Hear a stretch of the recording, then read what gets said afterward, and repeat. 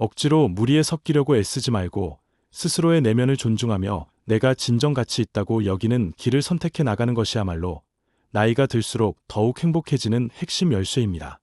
독일의 대표적인 철학자로 불리는 아서 쇼펜하우어의 인생 철학을 토대로 우리 삶에서 억지로 다른 사람들의 기대에 자신을 끼워 맞추지 않으면서도 온전히 나를 완성해 나가는 방법에 대해 이야기를 나누겠습니다. 사실 우리는 나이가 든다는 표현에 대해 막연히 두려움과 불안을 느낄 때가 많습니다. 신체 능력이나 기억력의 저하, 사회적 지위나 역할의 변화 등 시간이 흐를수록 피할 수 없는 요인들이 눈앞에 다가오기 때문입니다. 그런데 동시에 나이 들어 얻을 수 있는 지혜와 통찰력 역시 적지 않습니다. 특히 과거의 경험에서 축적된 깨달음은 삶을 좀 더 여유롭게 바라보게 하고 의미 있는 인간관계를 선별적으로 맺도록 해줍니다. 그 과정에서 많은 분들이 나는 과연 잘 살아가고 있는 걸까? 라는 질문을 던집니다.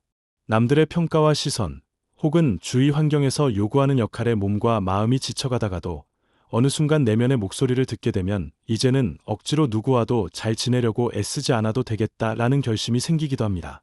오늘 말씀드리고 싶은 가장 중요한 메시지는 그 결심을 미루지 말고 지금 이 순간부터 실천해 보자는 겁니다. 나이가 들어가면서 자연스럽게 얻게 되는 내적 통찰과 성숙함을 제대로 살리기 위해선 자기 자신을 더 이상 억누르지 않고 타인의 기대에서 자유로워지는 연습이 꼭 필요합니다. 이것이 쇼펜하우어가 강조한 의지와 욕망의 조절 개념과도 깊이 맞닿아 있습니다. 쇼펜하우어는 저서 의지와 표상으로서의 세계에서 인간의 삶을 지배하는 무수한 욕망과 고통, 그리고 그것이 행복에 미치는 영향을 날카롭게 통찰했습니다. 그는 사람이 가진 의지가 무절제하게 확장될수록, 즉 모든 것을 소유하려 하고 남들의 인정에 매달리며 끊임없이 자신을 과시하고자 할수록 고통이 배가 된다고 보았죠.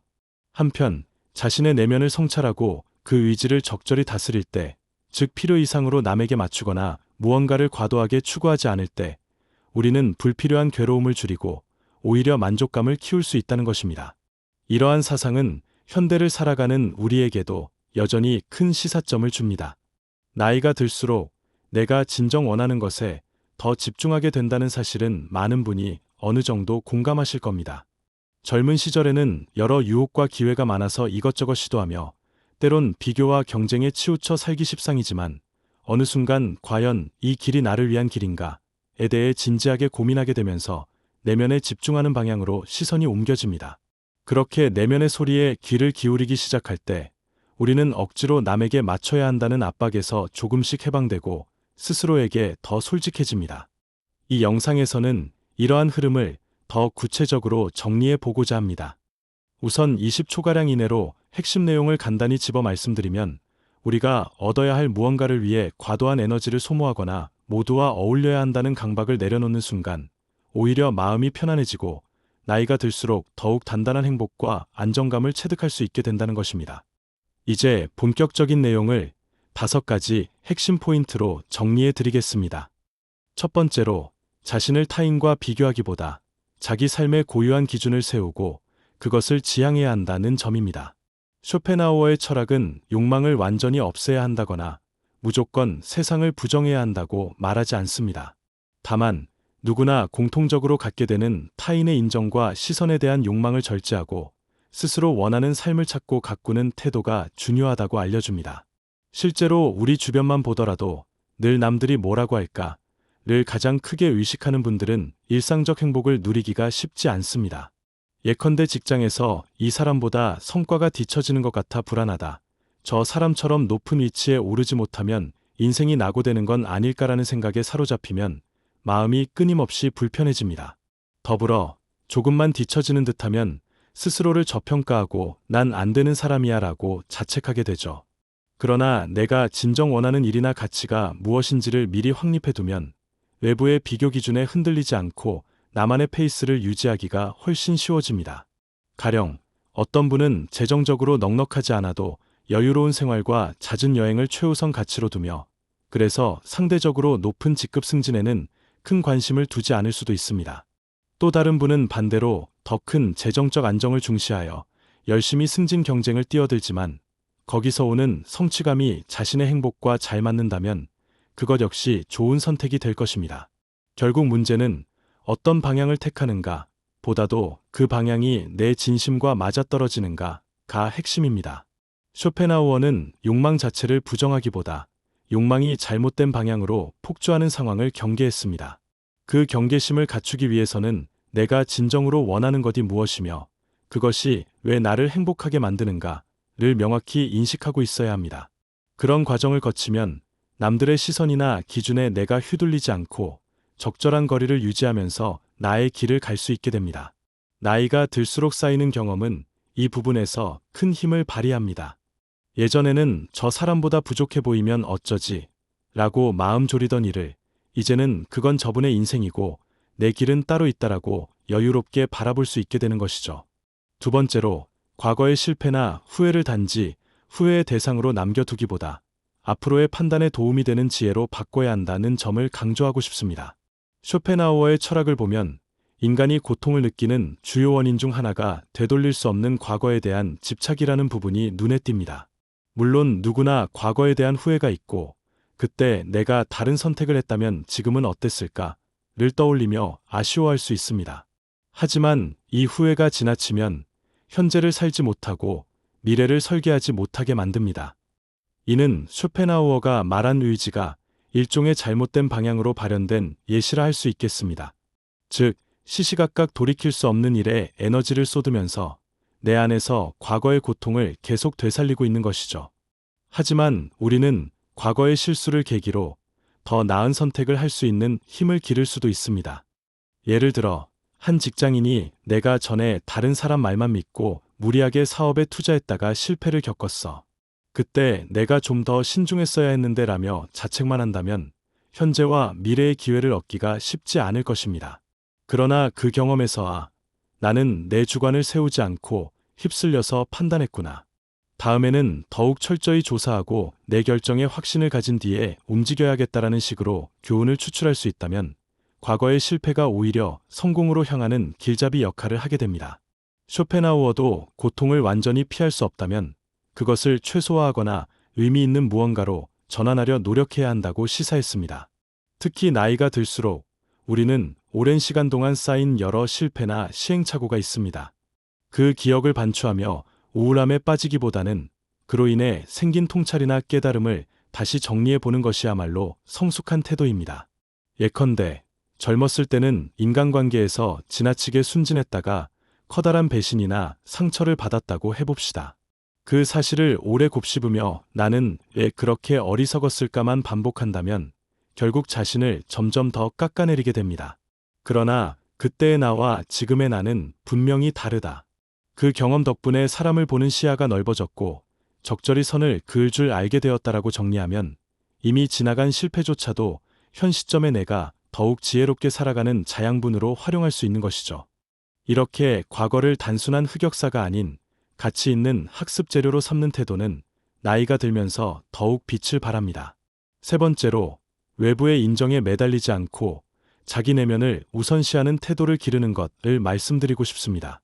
이는 쇼펜하우어의 핵심 개념인 의지와 매우 맞닿은 영역입니다.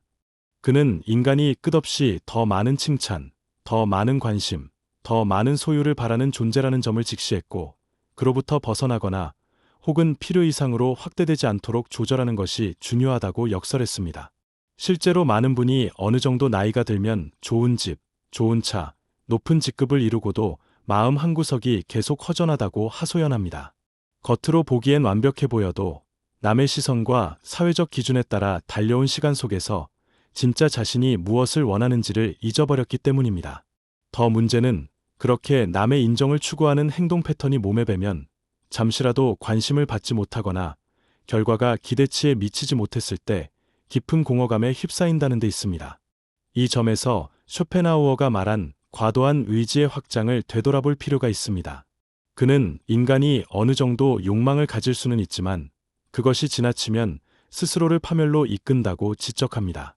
가령 내가 사람들과 잘 지내는 것을 좋아한다고 해서 누구에게든 호감을 얻어야만 해, 모두 나를 사랑해 주어야 해라고 집착하기 시작하면 정말 나와 맞는 사람들을 만날 때조차 온전한 관계를 맺기 힘들어집니다. 왜냐하면 늘 나는 인정받고 있나? 혹시 누군가 날 싫어하진 않을까? 라는 불안을 달고 살게 되므로 자연스럽고 건강한 소통이 어렵게 되기 때문입니다. 반면 나는 나로서 가치가 있고 내 인생을 결정할 자유가 있다라는 확신을 바탕으로 외부를 바라보면 비로소 인간관계든 직장이든 자신만의 균형점을 찾기가 수월해집니다. 이를테면 젊은 시절에는 전혀 관심도 없던 취미나 교양을 나이가 들어 새롭게 시작하면서 남들에게 보여주려는 목적이 아니라 그냥 내가 좋으니까 한다 라는 동기로 임하면 거기서 오는 기쁨이 상당히 큽니다. 그게 곧 내면의 만족감을 키우는 방식이죠. 또한 이런 삶의 태도를 지닌 사람은 대개 다른 사람들과의 관계에서도 자연스럽게 여유롭고 깔끔한 소통을 보여줍니다. 내가 굳이 무리하게 맞추지 않아도 나를 진심으로 존중해줄 사람과 관계 맺으면 된다라는 식의 마음가짐 덕분에 괜히 부담스럽거나 소모적인 만남에 자신을 던지지 않게 되는 것입니다. 즉, 쇼펜하우어가 경계하던 과잉된 의지의 폭주에서 조금 벗어나 내면의 평온과 자율성을 최우선으로 삼으면 나이가 들어도 계속 성장할 수 있으며 오히려 더 큰 행복을 맛볼 수 있습니다. 네 번째로, 일상에서 작은 행복을 자주 찾아내고 깊이 감사하는 습관을 들이는 것을 제안하고 싶습니다. 쇼펜하우어가 전하는 메시지 중 하나는 인간이 흔히 더 큰 만족을 찾으려다 정작 지금 누리고 있는 소소한 기쁨을 놓치곤 한다는 점입니다. 우리는 종종 대단한 성취나 인생을 뒤흔들 만한 이벤트가 있어야만 기쁘다고 생각하지만 사실 행복은 사소한 곳에 숨어 있기도 합니다. 이를테면 오늘 아침에 일어나 보니 컨디션이 좋아서 기분 좋게 하루를 시작할 수 있었다든지, 친구나 가족에게서 안부 연락이 와서 잠시 따뜻함을 느꼈다든지, 아니면 오랜만에 마음에 드는 장소를 찾아가 커피 한 잔을 마시며 여유를 만끽했다든지 하는 일들이 그렇습니다. 이런 작은 순간에 이게 참 감사한 일이구나라고 느끼는 태도 자체가 행복의 지평을 넓혀줍니다. 반면 큰 욕심에 사로잡혀 있으면 이런 사소한 즐거움도 금방 시시해 보일 수 있습니다. 그러면 끊임없이 더 자극적이고 더 대단한 무언가를 찾아다니게 되고 결국엔 허탈감만 커집니다. 쇼펜하우어는 이런 심리 구조를 간파하고 과도한 욕망이 아니라 지금 여기에 대한 집중을 통해 불필요한 고통을 줄이고 보다 단단한 만족감을 얻으라고 조언했습니다. 나이가 들면서 소소한 행복을 즐기고 감사함을 표현하는 습관을 키우면 삶이 훨씬 풍요로워집니다. 예를 들어 하루 중 5분만이라도 오늘 내가 감사할 수 있는 3가지를 떠올려 보거나 적어보는 작은 루틴을 만드는 것이 좋습니다. 이를 꾸준히 하면 나는 내가 생각한 것보다 훨씬 많은 걸 누리고 있구나 하는 깨달음을 얻고 그 깨달음이 다시 긍정 에너지를 불러일으켜 전반적인 생활의 질을 높이게 됩니다. 쇼펜하우어는 직접 감사일기 개념을 말하지는 않았지만 그의 철학적 함의에서 충분히 유추할 수 있는 실천 방법입니다. 5번째로, 자신만의 철학적 태도와 정신적 취미를 통해 인생의 깊이를 더해가는 과정에 대해 이야기하겠습니다. 쇼펜하우어 본인은 예술, 특히 음악에 큰 애정을 보였고 예술적 체험이 인간의 고통을 일시적으로나마 잊게 하고 마음의 위안을 준다고 말했습니다. 오늘날 우리가 예술뿐 아니라 다양한 영역에서 찾을 수 있는 정신적 취미 역시 일종의 소중한 삶의 자산이 됩니다. 어떤 분은 그림 그리기에 몰두하여 삶의 스트레스를 해소하고 자아 성찰의 기회를 얻을 수 있고, 또 다른 분은 독서나 글쓰기를 통해 폭넓은 지식을 쌓고 자기 안의 감정을 표현하며 만족감을 느낄 수 있습니다. 또 누군가는 꽃꽂이, 사진 촬영, 또는 간단한 텃밭 가꾸기와 같이 비교적 소소하지만 마음의 평화를 불러오는 활동에 몰두해 볼 수도 있습니다. 중요한 것은 이 모든 행위를 하는 이유가 남들에게 내 취미를 과시하기 위해서가 아닌 내 안의 만족과 삶의 의미를 풍성하게 하기 위해서여야 한다는 점입니다. 이런 맥락에서 보면 나이가 들수록 무엇을 해야 할지 몰라서 불안하다라고 느끼기보다는 오히려 나만의 철학적 태도를 확립할 수 있는 절호의 시기라는 관점이 생깁니다. 젊은 시절에는 생업에 쫓기거나 주변의 기대에 부응해야 한다는 압박감에 시달리느라 정작 자기 자신이 어떤 사람인지를 충분히 탐구할 기회를 놓치는 경우가 많습니다. 하지만 조금 더 시간이 흐르면 과연 나는 어떤 삶의 방식을 추구하고 어떤 가치관을 갖고 싶을까를 차근차근 돌아볼 수 있는 여유가 생기게 됩니다. 그때 예술, 철학, 종교, 사회, 역사 등 다양한 영역에서 넓은 독서와 체험을 시도해보면서 자기 정신적 세계를 확장해 나가는 것이야말로 나이가 들어도 더욱 빛나는 삶을 만드는 비결이 됩니다. 이를 통해 얻은 통찰은 언젠가 사람들과의 대화에서도 깊은 이야깃거리가 되고 내 안에서도 나는 이러이러한 이유로 행복을 느끼고 또 이런 모습으로 성장해 나가는구나라는 확신을 키워줍니다. 결국 이런 태도를 통해 우리는 쇼펜하우어가 말한 무의미한 욕망의 소진에서 한 발짝 벗어나게 됩니다. 이제 5가지를 종합해보면 첫째, 외부와 비교하는 습관을 버리고 스스로의 삶의 방향을 구체적으로 설정한다. 둘째, 과거의 실패나 후회를 지혜로 바꾸어 현재와 미래에 활용한다. 셋째, 남들의 인정이나 시선에 휘둘리지 않고 내면의 목소리를 우선시한다. 넷째, 일상에서 작은 행복에 집중하고 그것을 놓치지 않도록 감사의 태도를 갖는다. 다섯째, 정신적 취미와 철학적 태도를 키워 인생을 더욱 깊이 있게 살아간다. 이렇게 정리한 쇼펜하우어적 관점의 행복 전략은 결코 고립을 조장하거나 아무것도 하지 말라고 말하는 것이 아닙니다.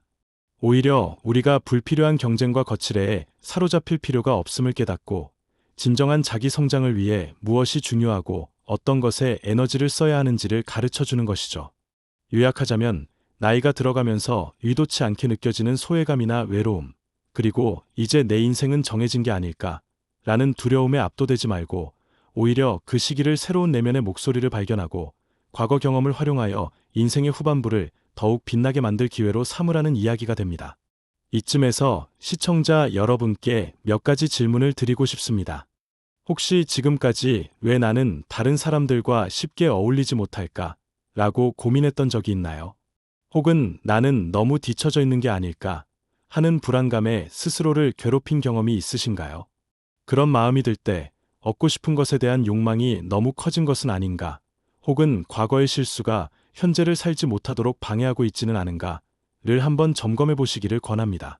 그리고 진짜 내가 원하는 것은 무엇인지, 내가 감사하게 여길 수 있는 작은 행복들은 무엇인지 종이에 적어보세요. 그런 사소한 습관이 하루아침에 큰 변화를 일으키진 않겠지만 어느 날 문득 과거에는 미쳐보지 못했던 풍요로운 내면 세계를 발견하게 될지도 모릅니다. 이제 잠시 이야기를 마무리해 보겠습니다. 전체 내용을 간단히 요약하자면 억지로 남과 어울리려 하기보다 자기만의 가치를 찾고 과거의 실패와 시행착오도 의미 있는 통찰로 승화시키며 과잉된 욕망을 다스리고 일상의 작은 행복을 소중히 여기면서 정신적 취미를 통해 인생의 깊이를 더하는 방식이야말로 나이가 들수록 더 단단한 행복을 느끼는 길이라는 것입니다. 쇼펜하우어의 철학은 때로는 염세적이라는 평가를 받기도 하지만 사실 그의 메시지를 곱씹어보면 우리에게 인생을 결코 쉽게 낙관하지 말되 그렇다고 해서 포기하지도 말라. 고통이 있대. 그 고통 속에서도 너만의 의미와 행복을 발견할 수 있다. 라는 의미심장한 조언을 던져줍니다. 우리는 이를 단순히 사색에서 멈추지 말고 오늘 하루에라도 작은 실천 하나를 통해 구현해 볼 수 있습니다. 예컨대 오늘 내가 느낀 감사 2가지를 찾아 기록해 보거나 무언가를 원하지만 정말로 필요하지 않은 강박적 욕망을 하나 찾아 멈춰보는 시도를 해볼 수도 있겠죠. 이런 작은 시도들이 모이고 쌓이면 쇼펜하우어가 말한 의지의 슬기로운 절제가 우리 삶 속에서 조금씩 실현됩니다. 그럴 때 나는 나이가 들수록 오히려 마음이 편안해지고 더 많은 가능성을 볼 수 있게 되었네라고 느끼게 되는 순간이 찾아올 것입니다. 구독을 하시면 앞으로도 인생의 지혜를 담은 명언과 철학적 해설, 그리고 일상 속에서 적용할 수 있는 다양한 전략들을 더욱 풍부하게 만나보실 수 있습니다. 더 나아가 실제로 시청자 여러분이 직접 나만의 루틴과 목표를 세우고 실천해 나가도록 돕는 영상들도 지속적으로 업로드할 예정입니다. 누군가에게 강요받아서가 아닌 오직 나를 위한 고민과 실천을 이어가는 분들의 삶에는 분명 건강한 변화가 찾아올 것이고 그것이 결국 나이가 들수록 더 행복해지는 나를 만드는 밑거름이 되리라 믿습니다. 오늘 영상이 도움되셨다면 구독과 좋아요 부탁드립니다. 다음 영상에서 다시 만나요.